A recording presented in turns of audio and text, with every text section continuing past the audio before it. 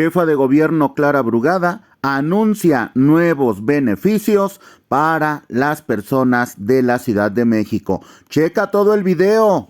Para arrancar las acciones de erradicación de la pobreza extrema y de combate en general a la pobreza. La pobreza no solo es una falta de ingreso, sino también falta de necesidades, de atender las necesidades básicas como alimentación, salud, vivienda, educación y cuidados a una persona o a la familia.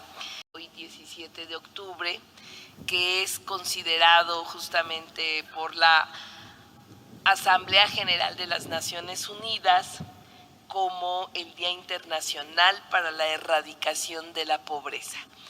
Así que, aprovechando este contexto,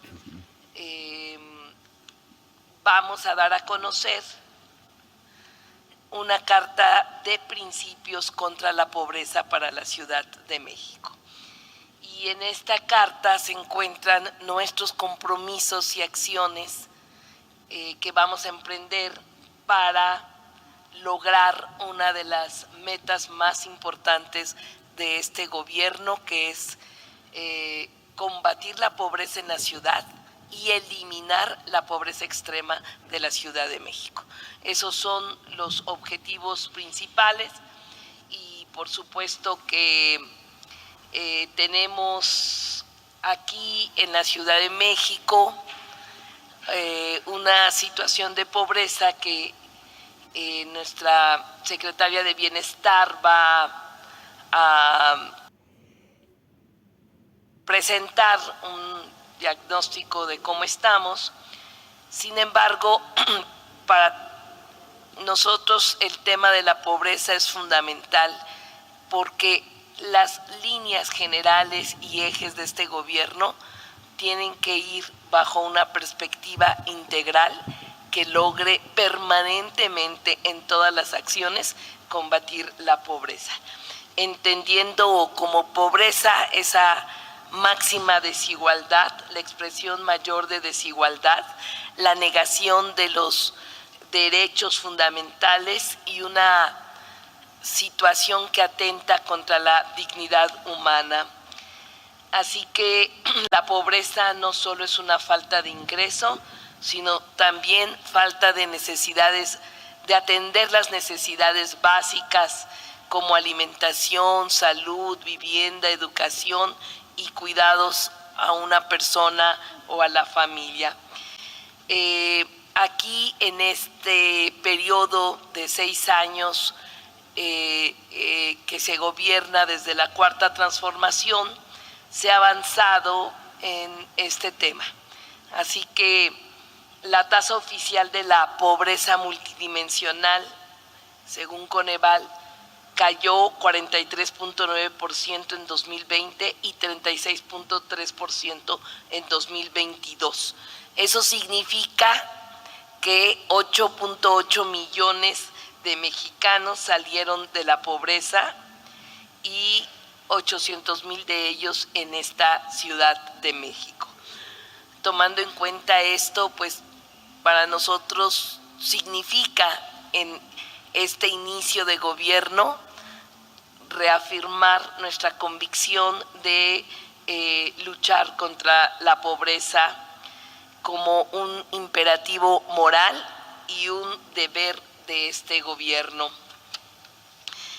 Quisiera entonces presentar en unos momentos esta carta de principios para arrancar las acciones de erradicación de la pobreza extrema y de combate en general a la pobreza.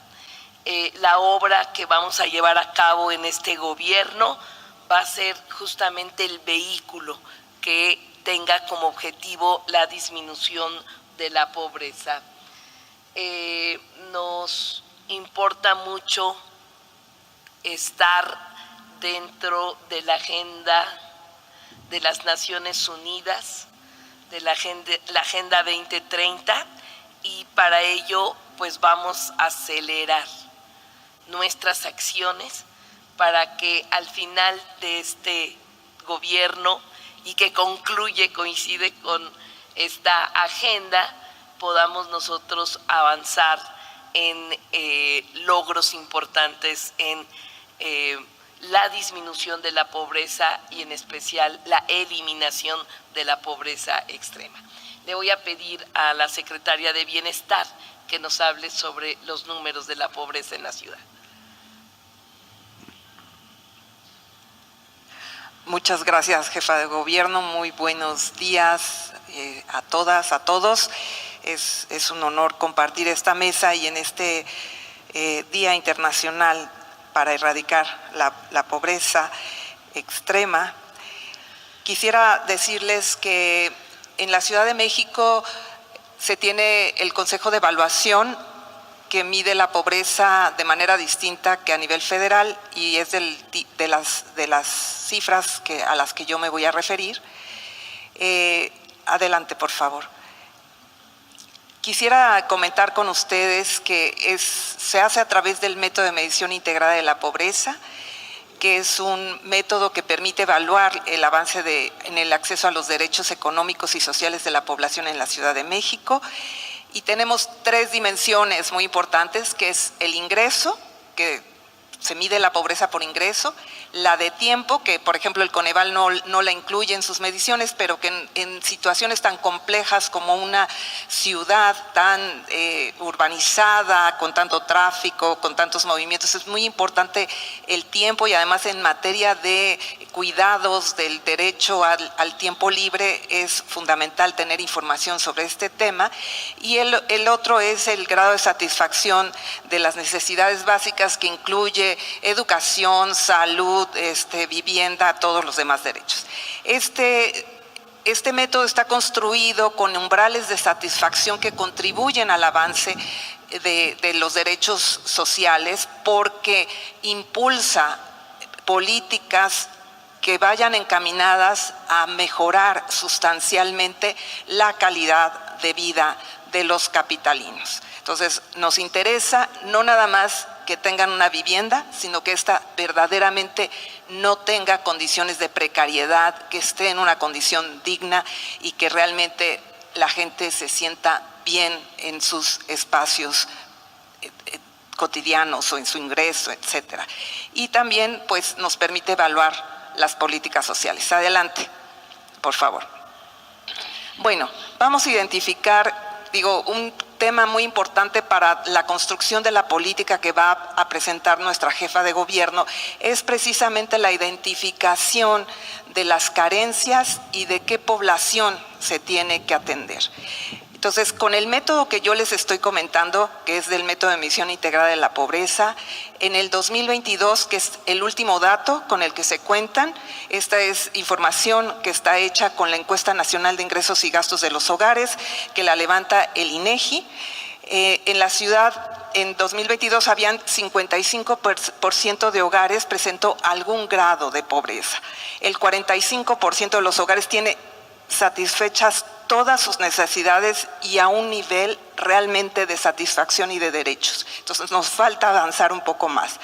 El 43% está en pobreza moderada, lo que significa que hay un porcentaje también muy elevado de la población que está ya muy cerca de superar esas carencias, pero que también vamos a trabajar para que todo mundo esté en el lado de la no pobreza.